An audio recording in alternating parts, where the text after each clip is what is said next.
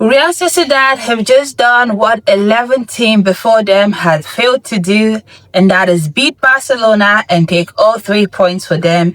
And we need to talk about it because I am gutted. First, if this is your first time seeing my videos, hi guys, I am JustMax, and on this channel I talk about football from La Liga to the Prem UCL, but more importantly I'm a culé, and of course it's always going to be Visca Bassa for me. So if this is something you're interested in, please stick around, be my friend, be my homie. I would like to grow this channel with you and talk football, of course.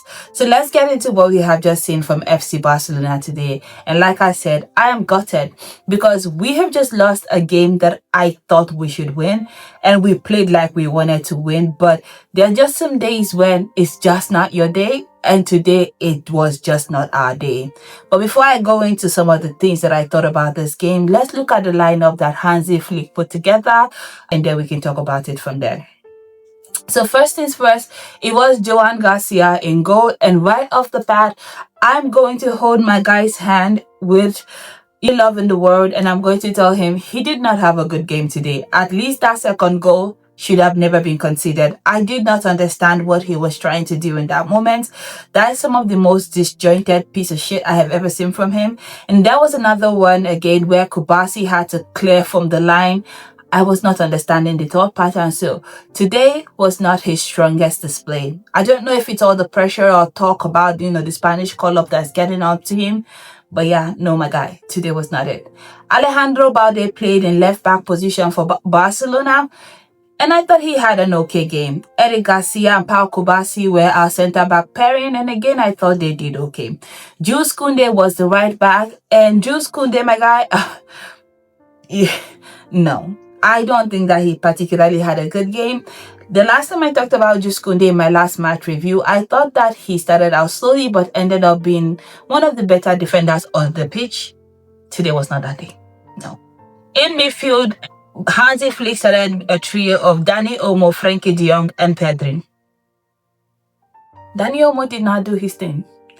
Blonde Dani Olmo was malfunctioning today. I don't understand, because there were opportunities where I felt like he could have scored, and it just didn't come up for him today. Pedri and Frenkie de Jong, they do what they need to do, which is to control the possession, control the tempo, defend when they need to. They were excellent. Fermin Lopez started out in the left-hand side for Barcelona.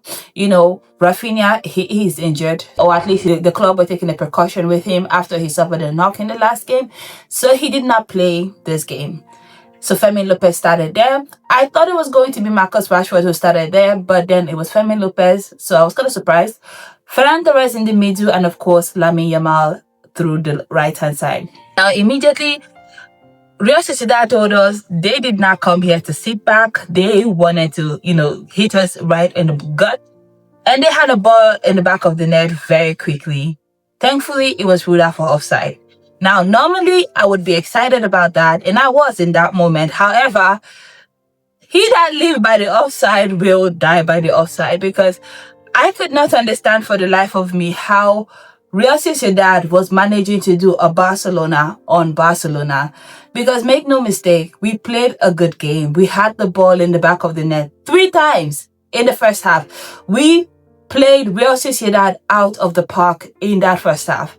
First, it was Fermin Lopez who scored the opener after Dani Olmo seems to have won the ball off Take Kubo, and then, played in Fermin Lopez, who takes a long-range shot and excellently, sidesteps the defender and kind of confuses the goalkeeper. And it was a good strike. And I thought Barcelona had opened the scoring. We go to VAR, and it's been reviewed that, the move that Dani Olmo had done on Take Kubo was a little bit illegal, so the goal did not stand. So okay, you're cool, no problem. And then we go again. And this time, it is Frenkie de Jong who has the ball in the back of the net. A very good take, by the way. We don't always see Frenkie de Jong score. So to see Frenkie de Jong score, be in and amongst the goals, amazing stuff, right? You would think. And then it's ruled out for offside again. And now you're like, okay, fine. I had confidence. At this point, I was like, we're putting in the danger. It looks like it's coming. It does come again. This time, Lamine Yamal puts the ball in the back of the net. And once again, it's ruled out for offside. Now, this one, I'm a little bit suspicious, because like the images that they released, they're trying to say that Lamine Yamal's studs were offside. I don't see it. I see him and the defender studs in line, but that's what they said. They said it was offside. Now, immediately I saw those images, it took me back to last season where they gave Lewandowski some very, very elongated boots to rule off his goal. But anyway, it's okay. At that point, I thought, it's coming. We're going to score. We've had 3 in the back of the net already. We are definitely having the momentum. It's coming. And then the ball goes downfield. Take Kubo puts in a very, very good cross against the run of play, by the way. And guess who is at the back post to meet it? It is Mikel Oyarzabal, who is very, very good. Like a very good striker. And he whips in this volley into the net that Joan Garcia has not even dived, and the ball is already passed. Like, that's the amount of pace and power it had. I did not fault Joan Garcia for that at all. I felt like, if you're going to concede a goal to your near post, that's the kind of goal you want to concede. A ball that is hit with pure strength and precision, that's okay. It's all right. But at the same time, I felt like we were in the game. I thought that this is one of those games where Barcelona will go on to do a remontada. I felt like, there is a crisis going on, but certainly not at Barcelona. It's at the other side. So we can do this. We will definitely come back. So we're still playing our game, but it just wasn't coming off the way I wanted it to come off. Lamine Yamal does end up winning the penalty just on the 43rd minute, just before halftime. And once again, we go to the VAR and it's ruled off for offside. It's adjudged that Lamine Yamal was coming up from an offside position, and therefore the penalty does not stand. And honestly, I have never seen a team do a Barcelona on Barcelona. I think I'm starting to understand how other teams feel when the offside trap works against them. Because today the offside trap, it was not in our favor. It kind of changed sides, and I would like her to come back to us and stop working against us. Like, come on now. So we go into the half with Barcelona losing 1-0 to Real Sociedad. We come back. Hansi Flick does do a number of substitutions in the second half. Of course, we have a world-class bench. We did end up seeing Robert Lewandowski, Joao Cancelo, Marcus Rashford, Gerard Martin, Rooney Bagdi. All of these people came in at different, intervals during the game. And again, much like the first half, that Barcelona were on top of things. I thought we pressed, Real Sociedad back into the half. We were trying to find that opener. It did end up coming on the 70th minute. A very good cross from Lamine Yamal finds Marcus Rashford at the back post. And I should mention that Lamine Yamal, he's been trying one of those. We just didn't have enough people going to the back post to receive his crosses.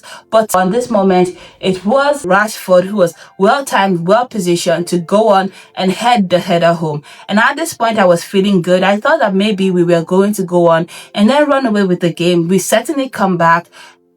So you can imagine my surprise when you blink on the 71st minute, like just 1 minute later, Barcelona are conceding a very stupid goal to Guedes, for which we are now 2-1 down. And this is where I will need Joan Garcia to come to the front of the class. Because my boy, I am one of the first people that will be happy to tell you when you have done so well. I'm one of the first people who will sing your praises when you save us, but I have to call you out. I don't understand what was happening with you and that second goal. I just don't. I don't understand the sequence. I don't understand. Did you slip? I don't understand. I know it was raining, You seem to have the ball covered, but then did not at the same time. I don't understand what happened there. Like, that second goal should have never been conceded.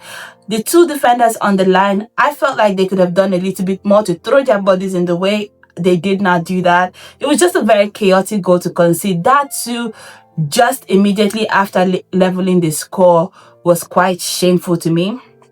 But okay, no problem. At the 71 minute, we do have a number of time to get the equalizer and get it going. And unfortunately, today was not one of those days when the remontada was on the cards with us. And it was not for a lack of effort. There was the opportunity where Koundé had a good cross from Joao Cancelo. Wonderful cross. Koundé hits it. It hits the bar and just comes out. I thought it had gone down the line. It did not. It did not at all. It was just very, very unlucky. And then I thought that Real Sociedad actually had the opportunity to go 3-1 up. Again, with another shambolic display from Joan Garcia. I don't understand what was happening with him today. This time he goes out to try and punch a ball over the top head of the attacker. And in this case, he kind of missed it, or the attacker pushes him. I don't really understand what was going on there. And then the ball is coming back to Real Sociedad, and then all they have to do is lob it over everybody because the Barcelona, post is not defended. Thankfully, on this point, it was Pau Kubasi who was on the line to clear the ball, and it's okay, no problem, right? Wrong. I hope I never see this kind of game from you ever again. I don't understand what happened today from you there, Joan Garcia. But from the whole collective, I think this was kind of like a weird game to lose. We didn't lose the game because Barcelona played badly. No, we played really well. We had a good game. We pressed, Real Sociedad. We had shots on target. We had opportunities. It's just sometimes there are some games that just are unwinnable, and it's not for a lack of trying. It's just not your day. And today is one of those days. Now, it's not lost on me that Barcelona's winning streak started on the day Rafinha comes back to the squad, and it ends on the day he leaves the squad. Because, of course, like I mentioned, Rafinha, he is taking a precautionary step back on the team because, we don't want to exacerbate whatever knock he has taken. And if you recall that when he came back from injury was when we began this 11-match winning streak, and now it has ended in his first game away from the team. So if anybody was still doubting how important Rafinha is to Barcelona, I guess with these few points of them, you can now see how very, very important he is to this team. Now, even if he was here today, I don't know that he would have made a massive difference because, like I said, we did not play badly. It was just one of those games that was impossible to win because it was not our day. It's what it is. And that's why it hurts a little bit for me, because what this means now for the La Liga table is that we have now lost valuable 3 points in the title race, which gives Real Madrid an opportunity to close down. We're now just 1 point ahead of Real Madrid, a team that has been going through a lot, a team that has currently under crisis. So to be just 1 point ahead of them, it's kind of annoying to me, if I'm not even going to lie to you.